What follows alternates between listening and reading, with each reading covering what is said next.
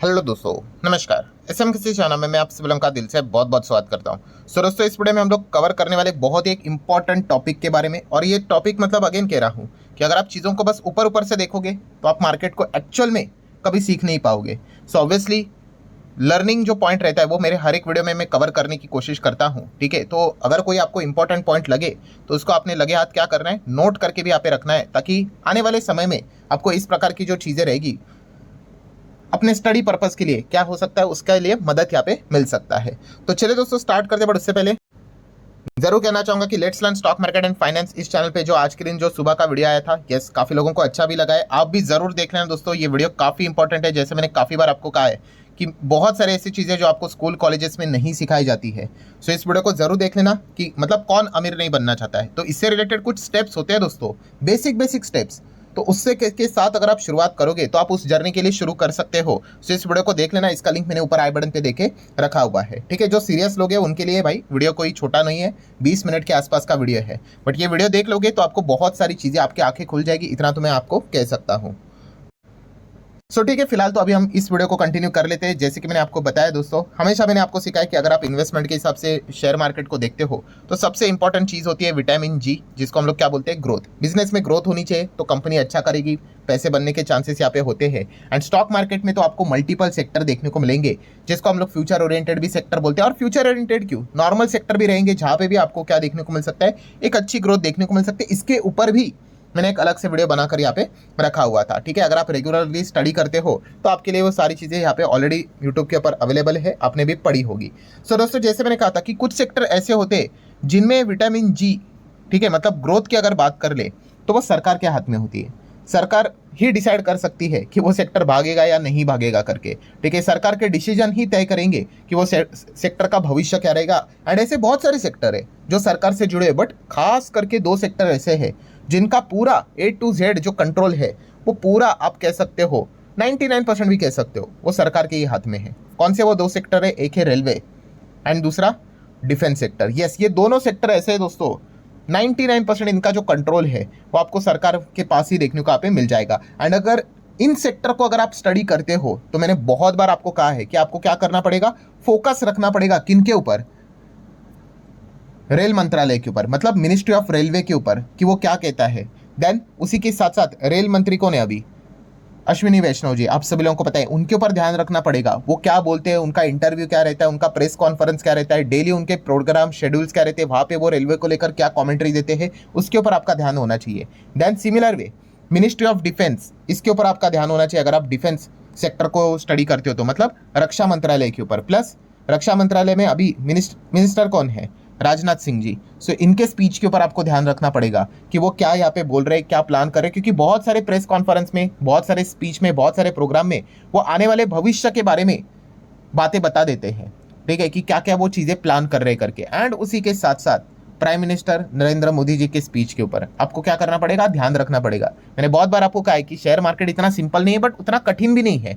But हम क्या करते हैं, हमारा फोकस एक ही चीज़ पे होता है, बस स्टॉक का नाम बता दो, बस स्टॉक का नाम बता दो, रोज स्टॉक का नाम, रोज स्टॉक के पीछे भागो।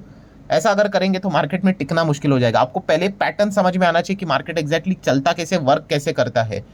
यहाँ पे सारा फोकस दोस्तों, सारा गेम बिजनेस का है। अगर आपको धंधा समझ में आ गया तो आप सही डायरेक्शन में चले जाओगे, वरना कोई फायदा नहीं। अच्छे कंपनीज भी अगर आपके पोर्टफोलियो में होंगे, मार्केट कभी ना कभी आपकी परीक्षा लेगा, स्टॉक मार्केट में जबरदस्त गिरावट होगी, आपको बिजनेस के बारे में कुछ पता नहीं है, आप बस प्राइस देखोगे, 100 का 50 हो गया, 40 हो गया, आप निकल जाओगे। ठीक है, सो इस प्रकार की जो चीज़ें होती है उनके ऊपर ध्यान रखना पड़ता है। लेटेस्ट अगर मैं यहाँ पे बात कर लूँ दोस्तों, तो जैसे कि आपको पता ही है बहुत सारे स्पीच हम लोग को देखने को मिल जाते हैं। तो latest prime minister Narendra Modi ji का हम लोग को स्पीच देखने को मिला था, एंड वहाँ पे उन्होंने डिफेंस सेक्टर के बारे में कुछ पॉइंट्स यहाँ पे सामने रखे थे। ठीक है, ऑपरेशन सिंदूर के बाद तो कुछ चीज़ें उन्होंने सामने रखी ही थी, बट अभी लेटेस्ट कुछ और भी पॉइंट्स उन्होंने सामने रखे हुए। जैसे कि उन्होंने यहाँ पे बताया है कि अब इंडिया का अगला और कौन सा टारगेट हम लोग को देखने को मिल रहा है, फोकस देखने को मिल रहा है, तो दोस्तों वो है ग्लोबल डिफेंस एक्सपोर्ट में लीडर बनना। आई नो आप ये बोलोगे कि डायरेक्ट लीडरशिप की बात कर रहे हैं, ये तो मतलब ठीक है, वो सारी चीज़ें चलती है पॉलिटिकली, लीडर बनना इतना सिंपल तो नहीं है।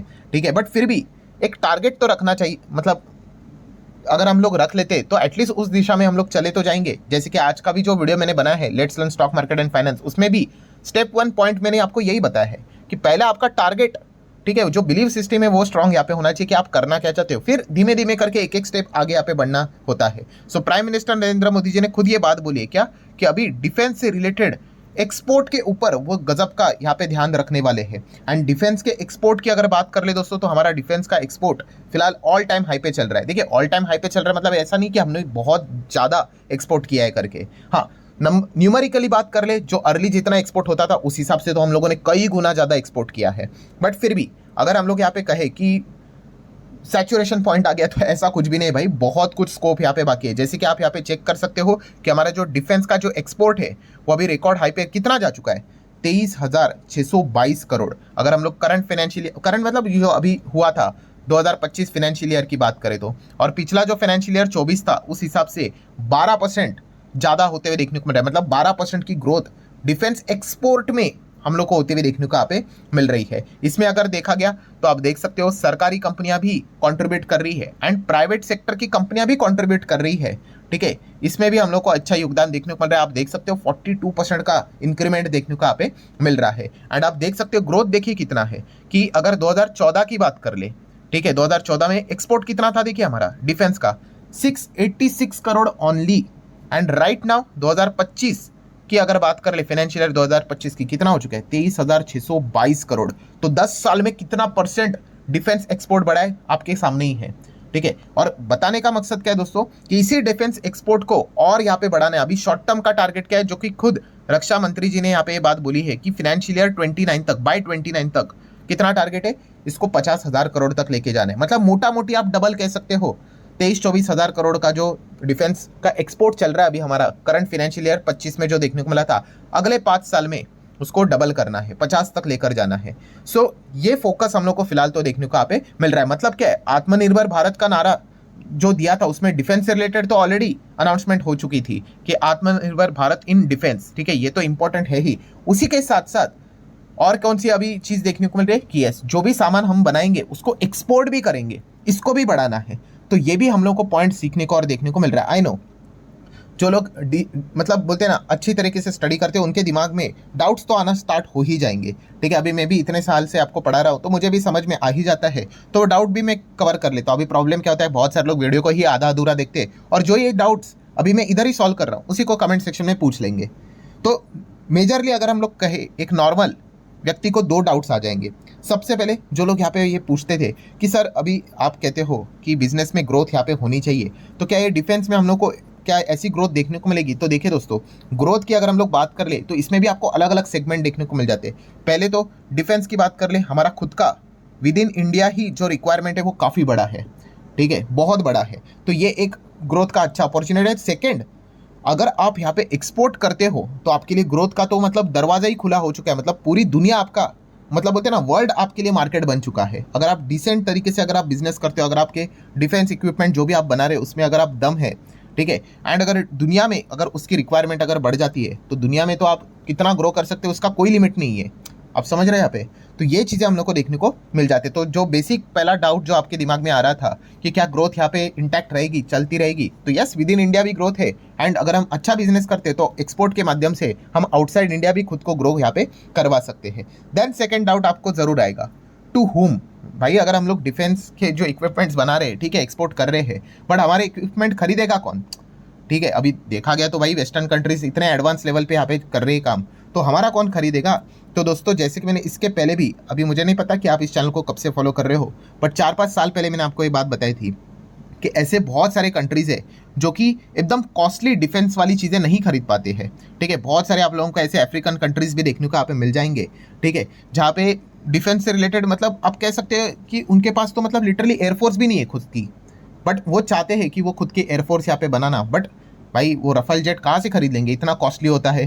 देन सुखोई कहाँ से खरीद लेंगे? देन अमेरिका के जो F सीरीज़ रहते हैं वो कहाँ से खरीद लेंगे? और काफ़ी सारे जगह पे आपको बताइए जहाँ पे सस्ती चीज़ें चाहिए, फिर चाइना की एंट्री हो जाती है। एंड काफ़ी सारे कंट्रीज भाई चाइना का सामान नहीं खरीदना चाहते, क्योंकि आपको पता है भाई वो डेप ट्रैप का ज़बरदस्त गेम खेलते हैं। सो ऐसी जगह पे हम कह सकते हैं कि हमारा मतलब हम आगे यहाँ पे बढ़ सकते हैं, इसके चांसेस बहुत है। और ये हवे वाली बात नहीं है दोस्तों। अगर मैं आपको एक एग्जांपल आपको बता दूं, आपको याद है 2023 की बात हो रही है दोस्तों, 2-2.5 साल पहले की मैं बात कर रहा हूं। आपको याद है कि हिंदुस्तान एरोनॉटिकल्स लिमिटेड, मैं जस्ट एक एग्जांपल दे रहा हूं, HAL ने यहाँ पे बताया था कि 6 देश इंटरेस्ट दिखा रहे उनका तेजस खरीदने से रिलेटेड। 6 कंट्रीज, यस दोस्तों, 6 देश की अगर मैं बात कर लूँ तो फिलीपींस था, अर्जेंटीना था, इजिप्ट था, इन्होंने इंटरेस्ट दिखाया था भाई कि वो तेजस जेट को यहाँ पे खरीदना चाहते करके। और भी अलग अलग देशों के नाम हम लोग को देखने को मिल रहे थे, नाइजीरिया भी था, ठीक है। देन मलेशिया, आई गेस मैंने पहले ही नाम ले लिया, नहीं यहाँ पे मलेशिया भी नहीं है, तो उन्होंने भी इंटरेस्ट दिखाया था। मतलब डेफिनेटली हम यहाँ पे कह सकते हैं हाँ, कुछ कंट्री ऐसी है जहाँ पे बजट से रिलेटेड थोड़ा दिक्कत यहाँ पे होता है, तो वहाँ पे इंडिया के पास एक अच्छा अपॉर्चुनिटी जरूर है कि इनिशियल स्टेज पे वो क्या कर सके, ग्रो यहाँ पे कर सकता है करके। बट फिर भी जैसे मैंने आपको कहा कि हमारा अभी थोड़ा सा इसमें हम कह सकते हैं, अब क्या कह सकते हैं उसको, खराब परफॉर्मेंस देखने को मिला है। कौन सा कि यस, एचएल से रिलेटेड इतना अच्छा डिमांड हम लोग को देखने को मिला था, 6 देश इंक्वायरी यहाँ पे कर रहे थे। एंड प्रॉब्लम क्या हो रहा है आपको बताइए, यस, हमारे खुद के ही जो वायुसेना के जो चीफ है वो वही इस चीज़ को लेकर नाराज़ है। क्यों नाराज़ है? क्योंकि हमने जो तेजस फाइटर जेट्स के ऑर्डर दिए थे वो अभी तक नहीं आए हैं। सो अगर आप ऐसा करोगे तो फिर इंटरनेशनल लेवल पे एक अच्छा इमेज तो नहीं जाएगा। सो इसके ऊपर सरकार अगर ध्यान अगर देगा, ठीक है, इसके ऊपर काम करेगा, जो एक टाइम लैग होता है भाई कि इतना ज़्यादा टाइम लग जाता है, तो इससे यहाँ पे हम लोगों को प्रॉब्लम होते हुए देखने को मिल जाती है। ये जस्ट मैंने एक एचएल का एग्जांपल दे दिया, ठीक है। डिफेंस सेक्टर तो इतना बड़ा देखने को मिल जाता है, मतलब क्या स्कोप है इसमें, ठीक है। बट आपने क्या करना है यहाँ पे, उसको मतलब बोलते हैं ना, वो ग्रोथ जो रहती है उसको कैपिटलाइज करना आना चाहिए, ठीक है। डिमांड भी है, बहुत सारे ऐसे देश है जो हमसे ये चीज़ें यहाँ पे खरीदना भी चाहते हैं, बट अगर हम प्रॉपरली सप्लाई नहीं करेंगे, टाइमली सप्लाई नहीं करेंगे तो दिक्कत आ सकती है।